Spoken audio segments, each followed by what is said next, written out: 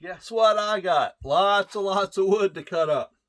So I told you in another video I had planned on running that Proyama and also running the Neotech 68cc saw. So I wanted to film more, but we had a tree crew there taking these big trees down, and my job was they worked on one side of the yard.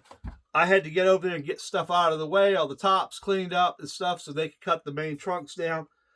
No time to play. Couldn't video anything. Just too much going on. But I got the two Proyamas back, or the two 60cc saws back. I'm cleaning them up, but I ran them pretty darn hard because the 24-inch bar was all you could do to cut one of the big oaks. So I ran them kind of hard on purpose. So now I can go over the features and tell you my opinion on the Proyama now that I got to use it. And I mean, I used it. I mean, it really got used. So I'll start off with the Proyama real quick. We're going to have some chainsaw action in the next video, but this is just really important. I want to go over all the details of each saw in my opinion. Then we'll get it into some wood. So this is the power head for the Proyama. So let's see, a few features that I like. I like this switch better on these saws. It does have a really nice filter in it, air filter. I need to clean it out because they're both filthy. I started cleaning this one out already. It's got a long screw. So this is after a day using it, and it doesn't even look that horribly dirty. And I mean, I put like 4 tanks of fuel through it. I mean, just cutting the tops up to get the big sections pulled out of the yard was quite a bit of work. Now I got to go cut everything up. So there's your filter for it. Pretty nice. You can see the bottom, a little bit of dust there. There's none down inside here, so I'm really happy with that. So we're going to take that and blow that out. So it's got your primer bulb here, your pull choke, and the outboard clutch on it. Now let me show you the other power head real quick, and then we'll do a comparison of some other things that I think are important to mention. So this one still has a bar on it. So this is the Neotech NCS 6800. This switch right here, you push it and hold it for off, and it goes right back on to run. Has your primer bulb, your pull choke. This one has a 22-inch bar. They now sell this with a 20 and 24. It matched pretty much what the Proyama has on it. So after a day running it pretty hard, heading out later on the day to run it some more. I don't know if you can see the bar. You can see how it pulled a lot of the paint off and stuff. There's no flaring here. I didn't end up with any flaring, and none at the bottom. Just a slight edge, so I'll clean that off with a file before I go back out. Now I'm just cutting these are big oaks and big maple, and I had a bunch of beech nut. I mean, I run them hard on purpose. So this bar is 3 years old on this Neotech. A little bit of discolorization, but still to date, I don't have any flaring or burrs on this bar at all. I love the Neotech bars. I've had little to no wear as far as flaring or having to file that bar. And that's what I like about the Neotech bars. This is a new chainsaw, new bar. This is the first time using it in one day, and I've already got to go through and file it. So I will say that about the Neotech bars.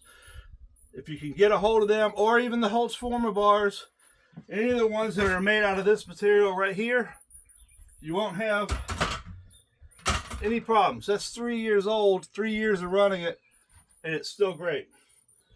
So chain brake kicked in 3 or 4 times because it jerked on me. That seems to work just fine. You can see I ran it. It's dirty. I cleaned up the power head. I've already sharpened that chain. I've got to head out here shortly to get back to some other trees. So I'm going to clean this up real quick, and then I'll tell you I guess a little bit more about the saws than what I thought. It's a brain fart thing that happens every once in a while. You see me just stop. It's like, what was I thinking? I'm going to put a little fuel in this one and we'll fire up this power head of the Proyama. Try not to overfill it. I guess one of these days I'll get a gas can that's made for this. Alright, that time I didn't overfill it. So the one problem, I wanted to mention it, with this Proyama, is you got to be careful. You can see me trying to put this cap on. It doesn't always go on. It can start screwing weird. And I had a problem with this gasket kind of messing up. And I had to mess with it to get it to quit leaking. So let's fire it up. I always like to, when I'm cleaning them up and taking them apart, I like to go ahead and fire it up without the bar on it, make sure the oiler's still working and that we're good to go. There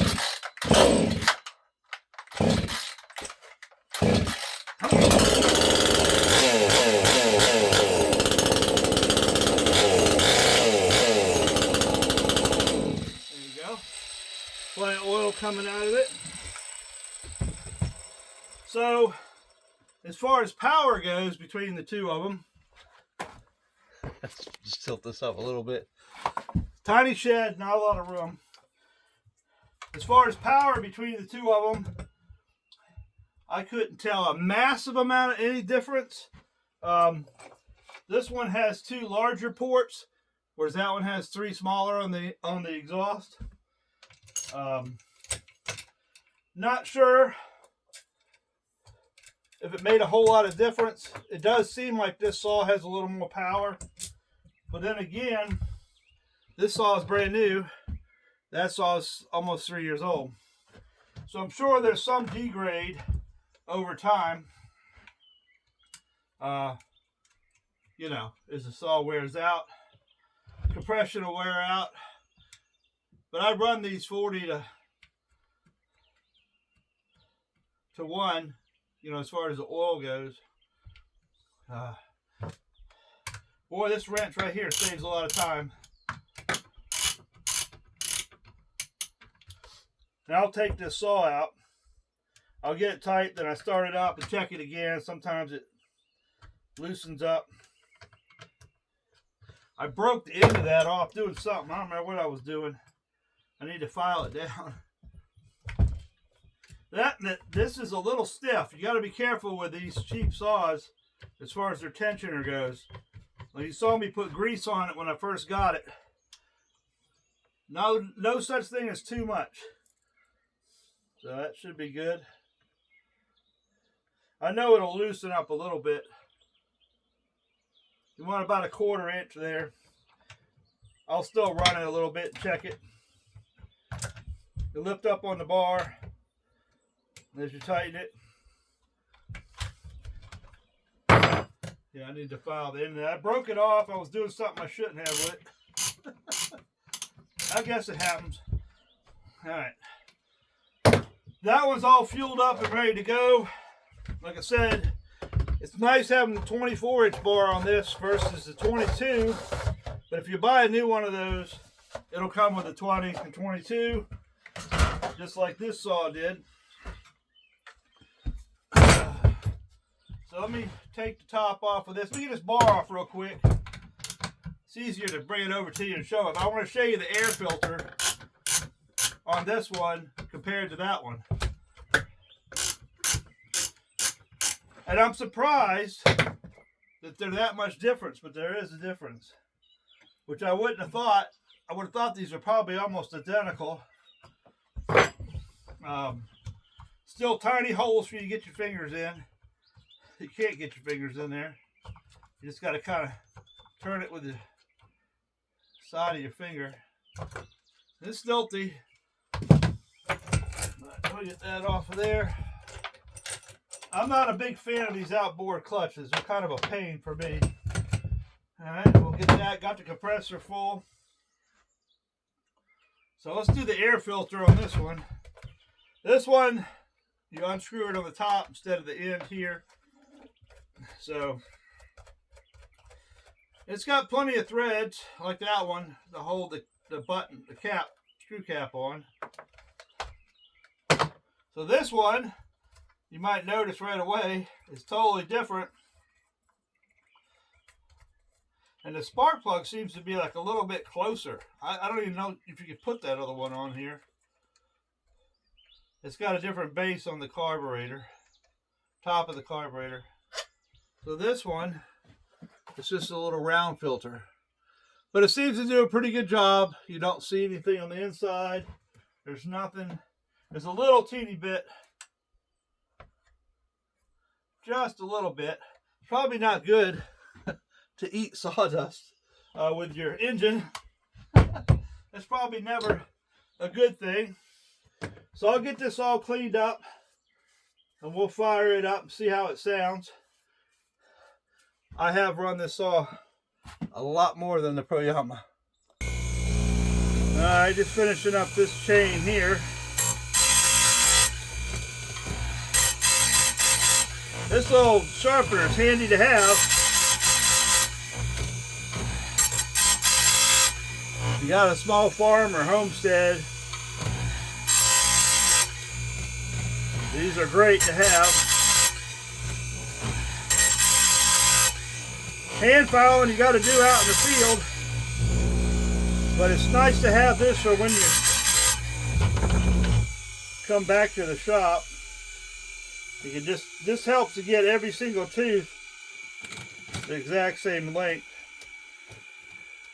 And this grinder's been around for a while.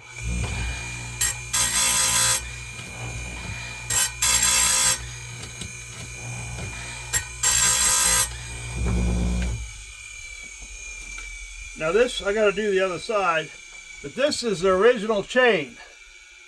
3 years old, and see how much tooth is left on it? By keeping it sharp, I've been able to get a lot of use out of this chain. In fact, I think my grinder is wearing out faster than the chain is. They're pretty easy to run.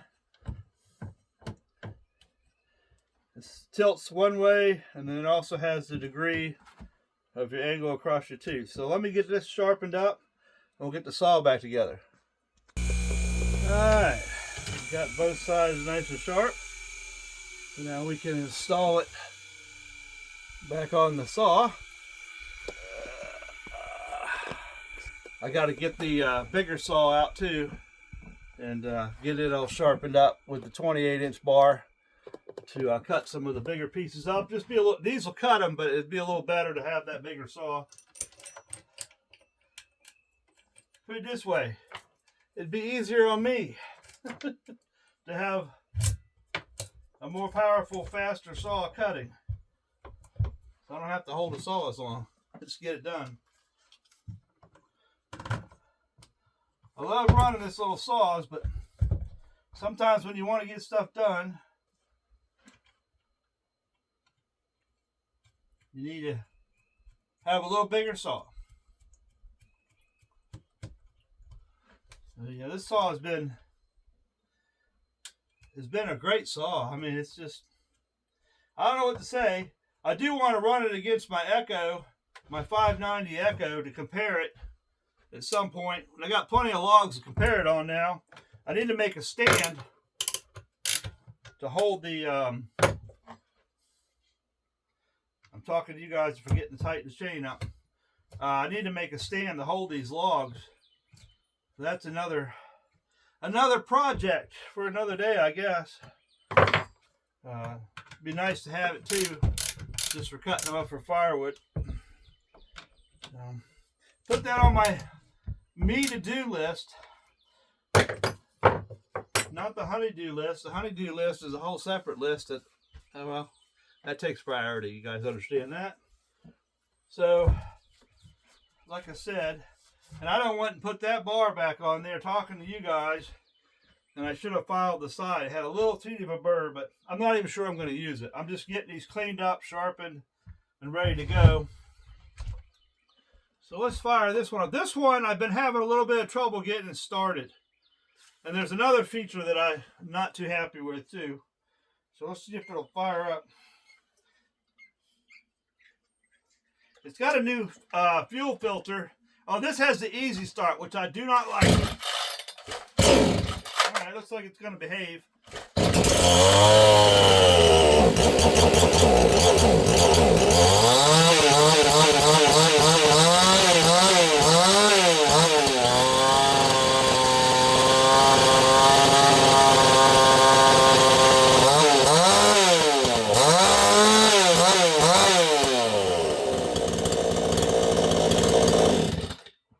Yeah, this one's been getting harder and harder to start, unfortunately.